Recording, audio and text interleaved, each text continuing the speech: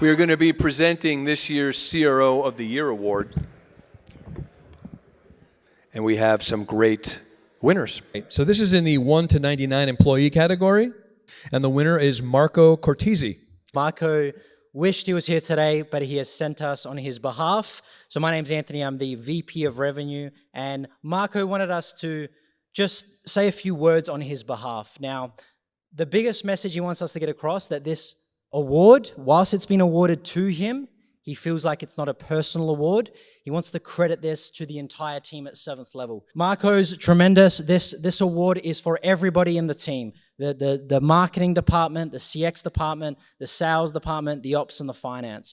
One thing as a company we've really worked hard on is breaking down the silos that exist within businesses that impacts the revenue growth of organizations. So we constantly are investing in our people, our teams, our individuals. For example, moving into 2024 and even 2025 next year, where we're seeing things shift is your people need more training than ever before. For example, our own team, right, Jeremy, David? We have 2 dedicated internal top-performing previous AEs that run all of our internal sales training for our individual sales reps that work with us. And it's a necessity to have your people have the right process, have the right people, but the right leadership that they can follow. Everybody in the team, including David, Senior Vice President of Sales, and Jeremy Miner himself, which is the founder of 7th Level, and everybody else. So Jeremy, I think, wants to say a few words about Marco, even though if he was here, he would hate this. So Jeremy, I'll welcome you, but we just wanted to thank everyone in the team. Thank you. I just wanted to say a few friends about Marco Cortese that maybe some of you don't understand. So Marco, like you said, couldn't make us. He's in London right now. We're looking at opening up an office in London to have that presence there in Europe. And if you knew where Marco came from, and I'm not going to tell you the full story, you would be shocked. Marco's what, 31 now, 32, 31? And I think when he was a kid, he grew up in Rome, Italy, on the streets, in fights all the time. There's a lot more to that. When he was, I want to say 18 or 19, this is a crazy story. He goes to Australia. I'm not sure randomly why Australia. I love Australia. He goes to Australia to get a better life. He doesn't speak any English. That's a problem. Can't get a job. So for the first, 6 months to a year, he had to be a dishwasher. So this is where this guy was 11 or 12 years ago, washing dishes in Australia, and he can't speak English. And the dedication that he had to just do anything. He gets into sales. He got a sales job speaking, I would say, very broken English a couple years later in gym sales. Fast forward all the way to 2020, about a year and a half after I started 7th Level as a sales training company, back when 7th Level had 9 employees. We have 181 now or something like that. In 2020, he was one of our first salespeople. He became our number 1 salespeople because I think we had 2 salespeople. You guys weren't even here yet, but he was a client, then he became a salesperson. And the end of 2020, early 2021, we were just a small company. Nobody knew who we were. And we were like, hey, Marco, you got to, even though you're a salesperson, we don't know how to market. None of these marketing agencies know what they're doing. Can you just figure out how to market? He shuts himself in a hotel for 3 weeks, comes back, and now he just became a brilliant marketer. I don't know how he did it, but all of a sudden, our ads are everywhere, and then people started knowing who we were, and we scaled. I mean, we quadrupled profits, revenue, everything the next year, and then everybody started knowing who we were in 2022 and 23. In 2022, we promoted him to be the CRO. So salesperson, a client in 2020, salesperson in 2021, 2022, he's the CRO of the company. Then in 2023, CRO. We more than tripled revenue, became a top 20 company here for selling Power Magazine as a sales training company. And then in 2024, he is now the CEO. So he's just promoted to be the CEO of the company. And 4 years ago, he could barely speak English. He's also going to Harvard Business School right now. But the point is, I've never met an individual that actually craves to learn knowledge all of the time. The dude works, we all work a lot of hours, right? Would you say? I think he doesn't sleep. I think he works 20 hours a day. It's insane. But he's always trying to obtain more knowledge. He's always wanting to be the best CRO he could be. He always wanted to be the best CEO he could be. And when you have that type of passionate person running your company, it's really hard to not really go where you want to go, not to really get to the success that you want. So when you guys are looking for that person, look for the person who craves knowledge and who wants to be the best version of themselves. So there's so much more I could say about Marco, but we just wanted to congratulate him, and he wishes that was here. But thank you very much for this award. It means a lot for him, and it means a lot for our organization to have it. Thank you very much. Great story. All right, next up, Factor 8 delivers rep and manager training that drives virtual sales top-line growth. And the award goes to Ted Martin. Come on up, Ted. I'll try to be brief here. I just want to thank our sales development team, our market research team, our sales team, our customer success team, our demand gen, and our advisory team. Obviously, everyone's said this, but it's a team effort more so than just one person. So thank you all, and I hope you have a great day tomorrow. Thanks. Next up is Clary. Great company. I know them well. Clary's revenue platform improves efficiency, predictability, and growth across the entire revenue process. And Clary gives revenue teams total visibility into their business. And the winner from Clary is Ben Feichner. Hi, all. Ben Fichtner, the CRO here at Clary. On behalf of the entire Go-to-Market org, I want to thank you for the recognition and for the award, and congrats to all the other winners out there. As part of this, I was asked to share some of the best practices and the key items that drove our success. And little over, call it 9 months ago, we were quickly assessed the business, and I think the two big changes we made to drive our year-over-year growth from the, call it the mid-teens to up over 35%, and to really just kind of build a winning culture, if you will, as we move from single product to multi-product. The two things we focused on, one, alignment and segmentation, and then two, the sales motion and skills of our go-to-market org. So walking in the door, our alignment was peanut butter spread with the same quotas, the same territories, and we were segmented pretty much 50-50 between commercial and enterprise. We looked at our unique value prop, Clary being a very sophisticated forecasting tool. We decided that our best likelihood of success was to move up market and go after capital E enterprise rather than lowercase e enterprise. Some of our enterprise reps at 100 plus accounts, right?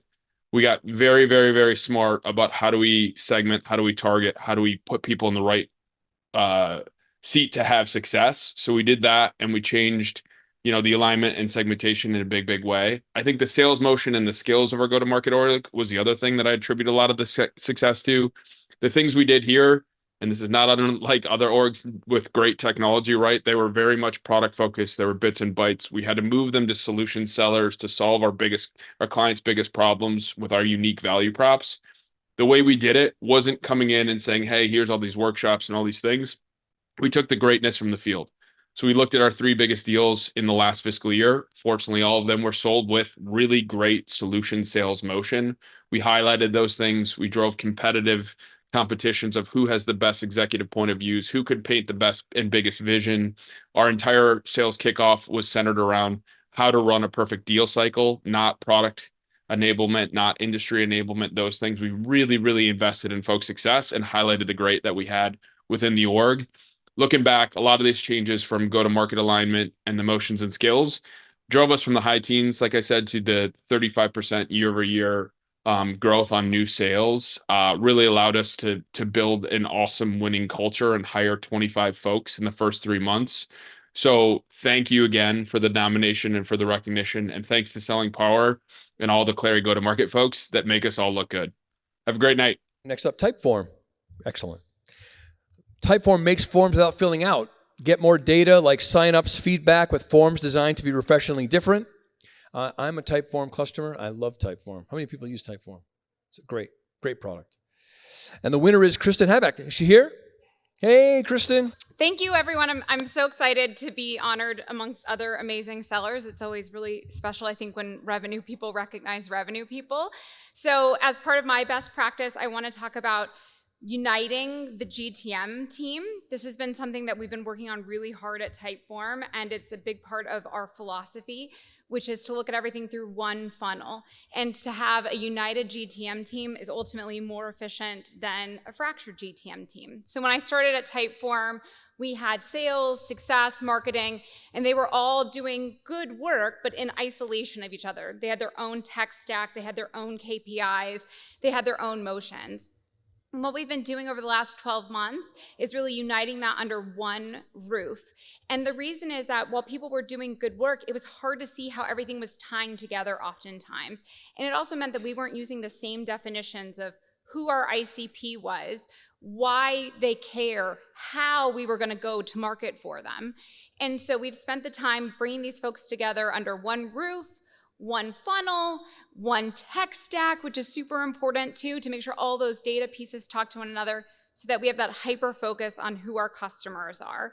So that's my best practice. Break down those walls that are kind of artificially there from a business unit perspective and unify around that journey that your customer is going on.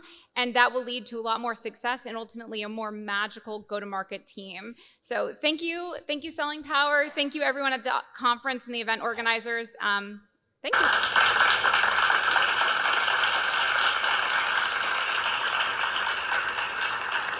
Next up is Savint, the Identity Cloud. Turn visibility, control, intelligence, and rapid time to value on the world-leading cloud-native platform, protecting over 50 million identities and counting. And the CRO winner is Todd Rotger.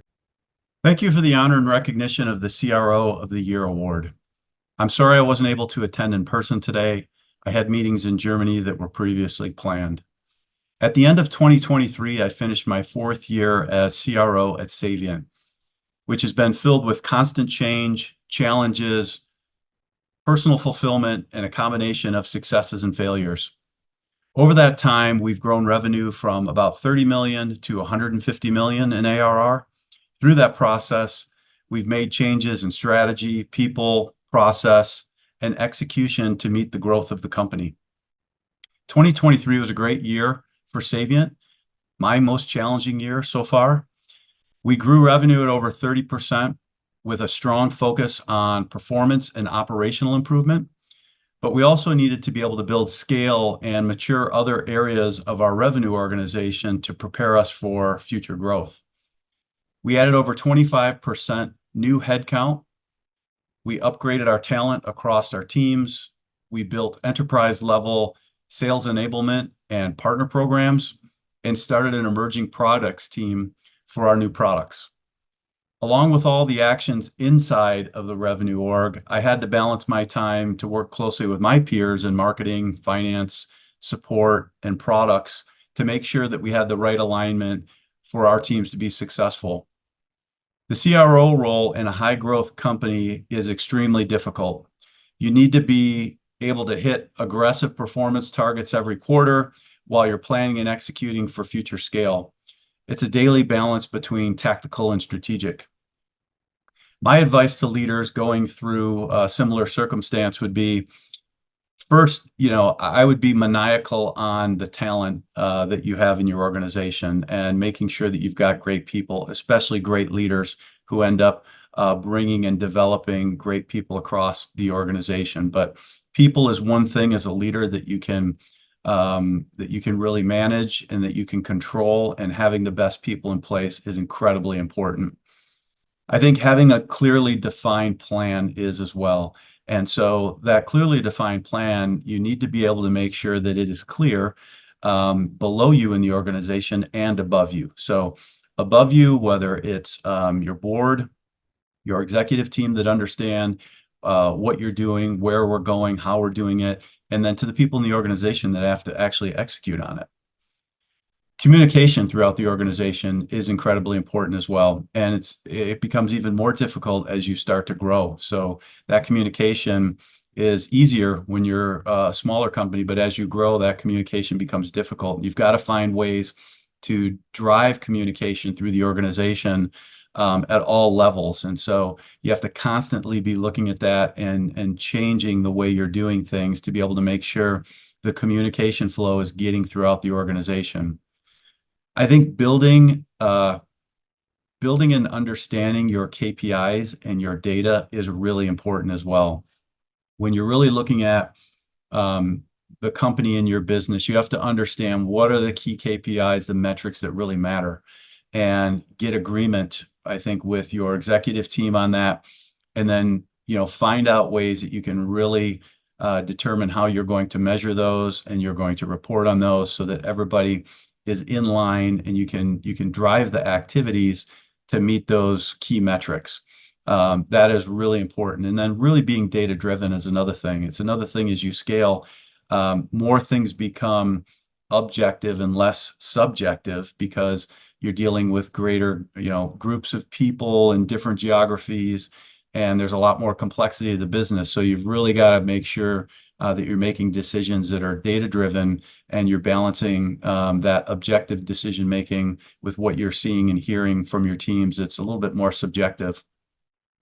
I think also creating a culture of change and challenge is kind of what I call it. So I think, when you're in high growth mode, it is really important to make sure that everybody understands that change is a constant.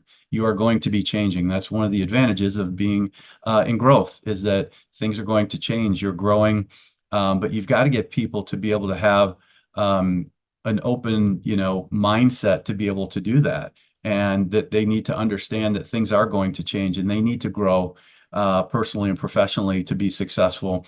And so being able to foster that culture is really important. And then I think also the same thing with challenge. I think challenge is a really good thing if it's managed well, to create a culture where people are trying to help each other, and you're trying to create a culture where challenge is something that you're doing to help each other, to really kind of test each other and to get the best out of everything. So those are some things that I've been focusing on as I've been, really kind of driving and growing our leadership team as we've gone through this kind of high growth phase. So again, thank you for this award and the recognition. I really appreciate it, and I hope you all enjoy the rest of the conference. SPI is a global leader in the distribution and specialty fabrication of insulation products for thermal, acoustic, fire protection, and refractory applications.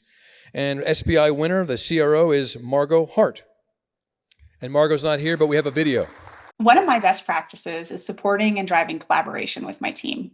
I've learned to surround myself with diverse perspectives and skill sets that complement mine. I've also discovered that listening is key, because in CRO roles, we often train our sellers to ask insightful questions and to really listen to customers. However, sometimes we forget to apply these same skills when leading our teams. Truly listening and acting on feedback leads to better results.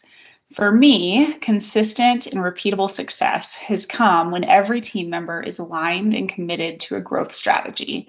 And getting buy-in, empowering teams to solve their own problems, and building a truly customer-centric organization all hinge on leveraging the full potential and skill set of the team.